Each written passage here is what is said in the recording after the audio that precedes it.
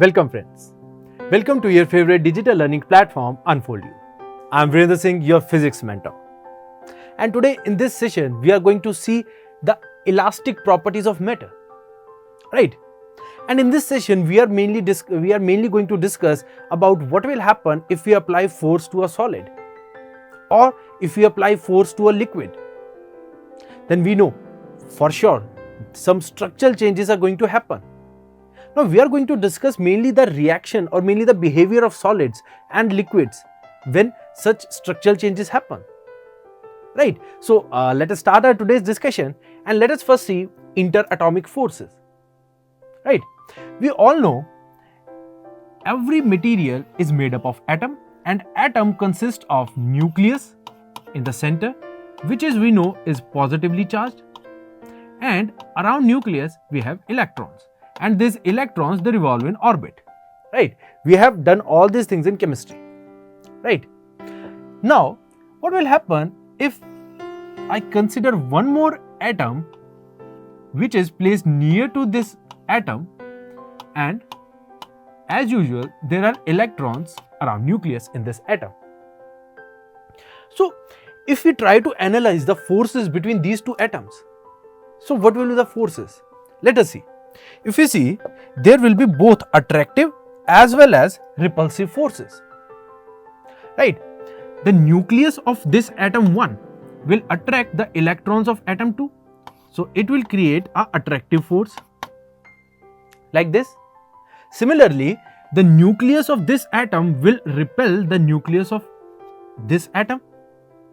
Right, because nucleus is positively charged as well as this nucleus is also positively charged. So these two positive charges they will repel.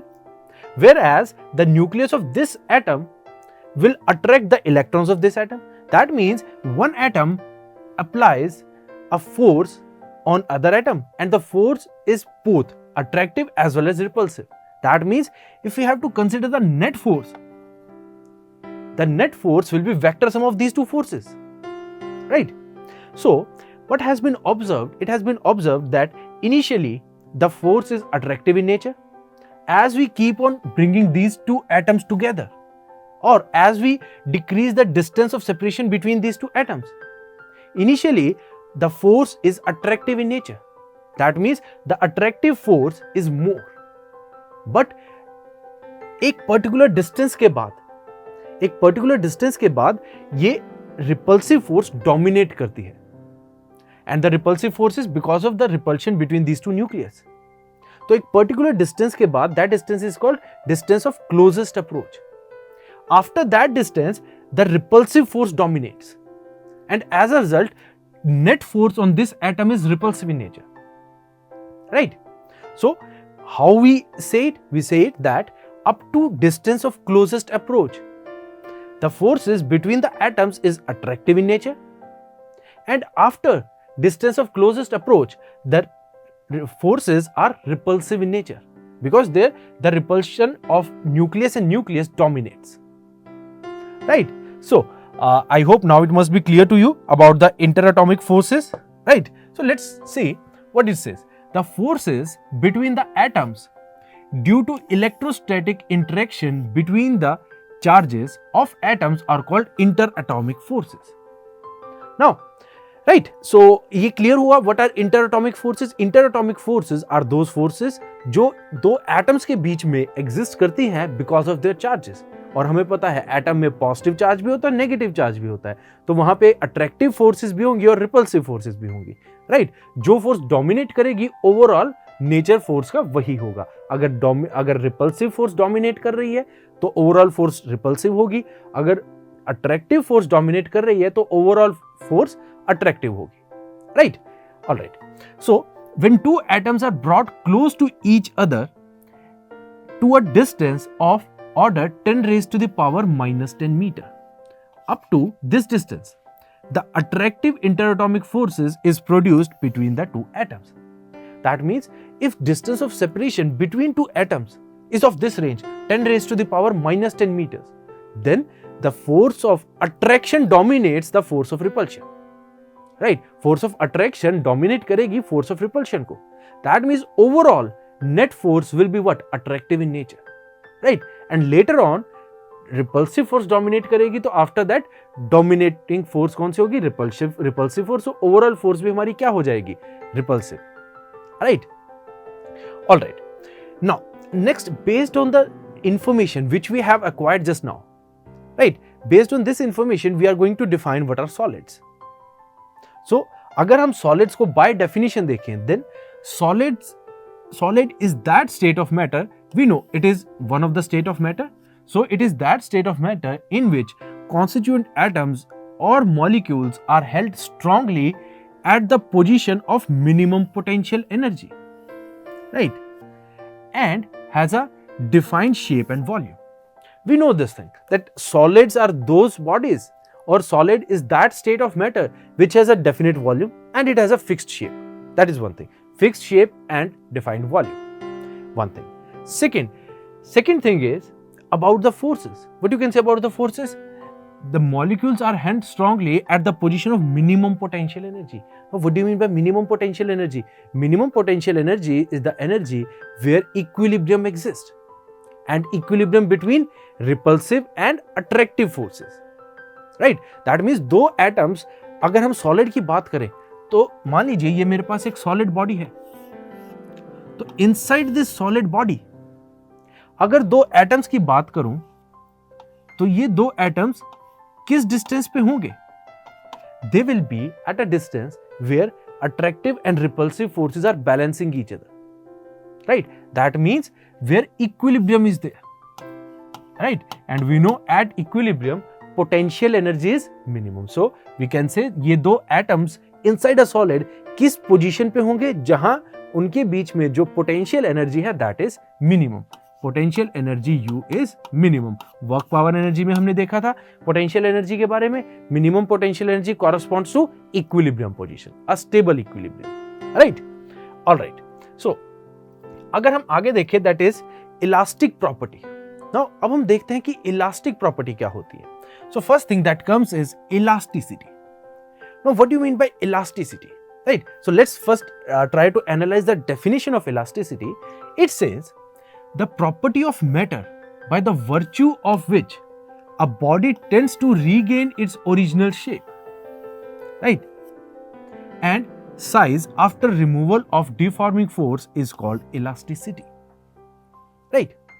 That means let us consider an example. Say मेरे पास कोई एक body है like this, right?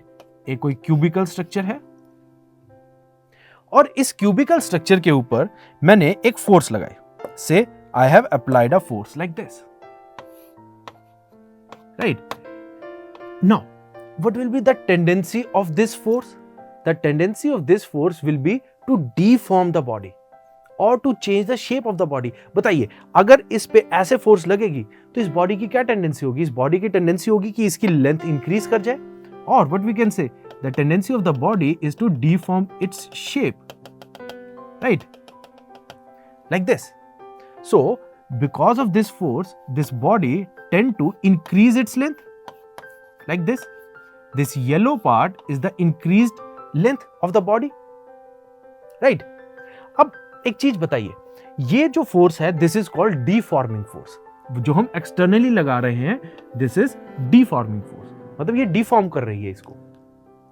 Now in opposition to this deforming force there will be a restoring force which is developed inside this body, right? ये हमेशा होता है, आपने देखा होगा. मान लीजिए अगर एक रबड़ है, अगर मैं उसको स्ट्रेच करता हूं और मैं रिलीज करता हूं वो ऑटोमेटिकली अपनी ओरिजिनल पोजीशन पे चली जाती है. Why it happens? It happens because inside every body, inside every solid or inside a matter, the atoms they try to regain their original position. Because जब मैं इसे स्ट्रेच करूंगा तो जो एटम्स हैं वो डिसलोकेट हो जाएंगे और जैसे ही मैं इस फोर्स को हटाऊंगा तो वो एटम्स अपनी पोजीशन पे, जो उनकी ओरिजिनल पोजीशन थी, उस पे आने की कोशिश करेंगे. और वो उस पे आने की कोशिश करेंगे ओरिजिनल पोजीशन पे, तो inside the body there will be a restoring force Fr.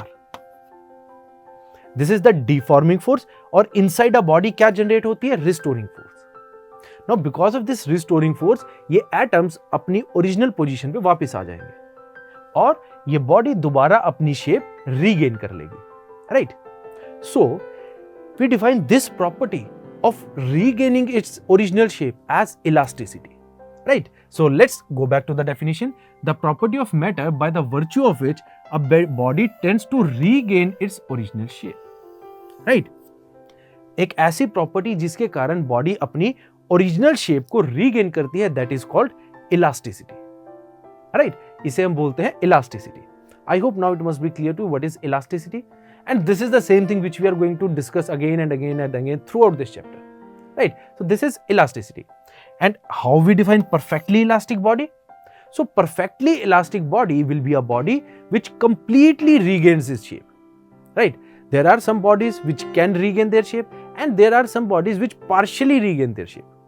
तो ऐसी bodies जो completely अपनी shape को regain कर लेते हैं, ऐसी bodies को हम क्या कहते हैं? Perfectly elastic bodies. Right? Those bodies are called perfectly elastic bodies. The body which completely regains its shape is called perfectly elastic body. Right? Alright. Let's move forward and let's see plasticity. Now plasticity is nothing but the converse of elasticity.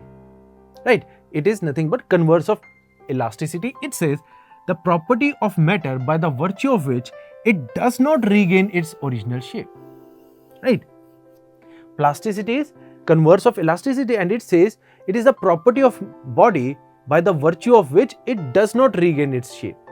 For example, हमने कई बार देखा है कुछ bodies ऐसी होती हैं जिसको अगर हम stretch करें, like if you see plastic, mainly the poly bags को अगर हम stretch करते हैं तो क्या वो दोबारा अपनी position पे आते हैं? No, they don't regain their original shape. Such bodies are called plastic bodies, or the property due to which they does not come back to their original position is called plasticity. Right? And how we define then plastic bodies? If body does not have any tendency to recover its original configuration, on the removal of deforming force, it is said to be perfectly plastic. Right?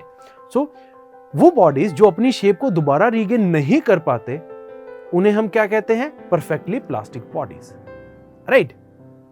So, I hope now you are clear with elastic bodies and plastic bodies and what is elasticity and plasticity. Right? Alright, let's move forward and let us see the reason of elasticity. Now, the reason of elasticity actually I have discussed. It is, now say we have a body and on this body, say if I apply a force F. Right? Now, this body, this force F is called deforming force, FD. Now this deforming force has a tendency to increase length of the body, or rather I would say this force FD has a tendency to deform the shape of the body. Right? It will try to deform the shape of the body, and in response to this deformation, inside this body a force is generated. Inside this body a force is generated which is actually opposing this force, and it is this restoring force which is responsible for restoring the shape of the body. Right? तो इसे दोबारा समझते हैं. एक body को अगर मैं खींचता हूं तो उसे खींचा किस फोर्स से जा रहा है? डिफॉर्मिंग फोर्स से. तो इस डिफॉर्मिंग फोर्स को ओपोज करने के लिए एक बॉडी के अंदर एक फोर्स जनरेट हो जाती है. उस फोर्स को हम बोलते हैं रिस्टोरिंग फोर्स, और ये रिस्टोरिंग फोर्स होती है रिस्पॉन्सिबल एक बॉडी की अपनी शेप रीगेन करने के लिए. Right? So it is this restoring force which is generated inside a body, जिसके कारण ये बॉडी अपनी शेप रीगेन करती है. राइट? सो हाउ वी से, on applying the deforming forces, restoring forces, keyword is restoring forces are developed when the deforming force is removed. This restoring force bring the molecules of the solid to their respective equilibrium position. Equilibrium position मतलब जहां पे atoms पहले थे उसी position पे इनको वापस ले आते हैं restoring force, right? And hence the body regains its original form. तो अगर आपसे अब one line में पूछा जाए what is the cause of elasticity? The cause of elasticity is this restoring force which is developed inside the body of inside the body, right? So it is basically this restoring force which is responsible for regaining the shape. Right? So I hope now it must be clear to you कि actual में क्या reason होता है किसी भी body का अपनी shape को रीगेन करने का. Right? So let's move forward and let us see elastic limit. मतलब ये आपके माइंड में अब जरूर आना चाहिए था कि मान लीजिए हम किसी बॉडी को ऐसे खींच रहे हैं, वो वापस आ रही है, there must be some limit ना, कि किस लिमिट तक वो वापस आ सकती है. फॉर एग्जाम्पल, अगर मैं एक रबर की बात करूं और hair band, rubber hair band जो होता है, अगर मान लीजिए उसे हम स्ट्रेच कर रहे हैं, हम छोड़ेंगे वो वापस आ जाएगा, we all know. But sometimes what happens कि हम उसको इतना ज्यादा खींच देते हैं कि वो अपनी लिमिट्स क्रॉस कर देता है. आफ्टर दैट लिमिट वो वापस नहीं आ पाता, वो कंप्लीटली उसी शेप में चला जाता है. दैट मीन्स वो प्लास्टिक की शेप में चला जाता है. सो दैट लिमिट, जिसके बाद बॉडी अपनी शेप को दोबारा रिकवर नहीं कर पाती, that limit is called elastic limit. Right? So let's see the definition. The maximum deforming force up to which a body retains its property of elasticity is called elastic limit. Right? So elastic limit is nothing but a limit up to which a body can restore its original position. Clear? So it is a limit up to which a body can restore its original position. ये होती है हमारी elastic limit. Right? Alright. इसको अगर हम एक illustration के साथ देखें, we can see this is a spring. अगर मैं इसको उठाऊंगा, it will regain its shape. Right? But see, sometimes we must have seen, जब हम स्प्रिंग को बहुत ज्यादा खींच देते हैं तो वो इस तरह से हमें नजर आता है. क्यों? क्योंकि वो अपनी इलास्टिक लिमिट को क्रॉस कर चुका है. अब वो दोबारा अपनी शेप को दोबारा गेन नहीं कर पाएगा. सो ऐसी बॉडीज को हम क्या कहते हैं कि such bodies have crossed their elastic limit. वो अपनी इलास्टिक लिमिट को क्रॉस कर चुके हैं. Right? So the right hand spring has been stretched beyond the elastic limit, and if a body is stretched beyond the elastic limit, it can never regain its original shape. Right? It can never regain its original shape. Right? So I hope now it must be clear to you what is elastic limit. All right? Right. Let's move forward and let's analyze it with the help of a graph. On y-axis I am plotting the external force, which is the deforming force, Fd. And here is the expansion or the extension, basically the change in length it is. Right? So let us see what will happen. अगर हम जो normally सोचें, मान लीजिए एक body है and I am applying a force on that body. Now because of that force, what will happen? The body will change its shape, or if I am applying it in such a direction that it will increase its length, then what will happen? It will increase its length. Right? So on applying force to a body, it will increase its length. That means जैसे जैसे मैं force बढ़ाता जाऊंगा, expansion मेरी extension बढ़ती जाएगी body में. So graph will be a linear graph. It will be a straight line type graph. Right? So let's say this is how graph will look like. But ये जो extension होगी, ये linear होगी only in this region. Which region? जब तक body अपनी elastic limit को cross नहीं करती.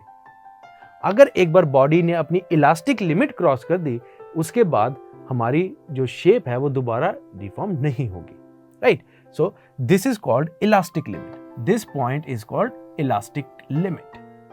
That means up to this point अगर एक्सटेंशन हो रही है तो बॉडी दोबारा अपनी शेप रीगेन कर लेगी, और इस पॉइंट के बाद शेप अपनी रीगेन नहीं कर पाएगी body. Right? So this is how we analyze it using force and expansion curve. Right? Now, I hope ये चीजें अब आपको clear हो गई. There are very basic things. Let's define now one more thing, that is elastic fatigue. Now, what do you mean by elastic fatigue? Elastic fatigue means the temporary loss of elastic properties because of the action of repeated alternating deforming force is called elastic fatigue. Now, what happens is with time, हमें पता है हर material अपनी properties lose करता है by the time. Now what happens is, say sometimes I am applying force again and again and again. Generally it happens in case of spring. You must have seen the shockers of car और shockers of bike. By the time they tend to lose some of their elastic properties. उससे क्या होता है? उससे ये होता है कि जब हम बार बार उसको यूज करते हैं, as the vehicle goes old, तो तो उसके बाद वो अपनी दोबारा शेप रीगेन करने में प्रॉब्लम आती है। स्प्रिंग दोबारा अपनी शेप नहीं गेन कर पाते। उससे क्या होता है, उससे जो सॉकर्स की इफेक्टिवनेस है वो कम हो जाती है, right? That is called elastic fatigue, that bye the time it happens that bodies tend to lose some of the elasticity. That means वो perfectly अपनी shape को regain नहीं कर पाते. That is called elastic fatigue, right? And it is because of the elastic fatigue, you must have heard कि कई बार हम bridges को कह देते हैं कि they are not safe now. It is because of the elastic fatigue कि by the time जब bridge अपनी strength lose कर देते हैं, we say now they are not safe for journey, right? So, it is due to fatigue that bridges are declared unsafe after a long time of their use, right? Similarly, spring balance shows wrong reading after they have been used for long time. Spring balance you must have seen in day-to-day life. जो हम weight measure करने के लिए spring balance use करते हैं, sometimes it shows wrong reading अगर वो थोड़ा पुराना हो गया होता है, right? So, it is because of again fatigue, right? Similarly, we are able to break the wire by repeated bending, right? अब देखिए एक वायर है, हम बार बार उसे बेंड कर रहे हैं। पहले इनिशियली जब वो नया मटेरियल है, it will regain its shape, again it will regain its shape, but by that time we must have seen that sometimes the wire breaks, and it is because कि material अब अपनी elastic properties loose कर देता है, and it is because of that loss of elastic properties we say that there is elastic fatigue. All right, so friends, it is all about elasticity and plasticity of bodies, and I hope these terms are now crystal clear to you. You must have enjoyed this session, right? So in our next session we will see some more related concepts to elasticity and plasticity, right? So till then, keep learning and keep practicing. Thank you.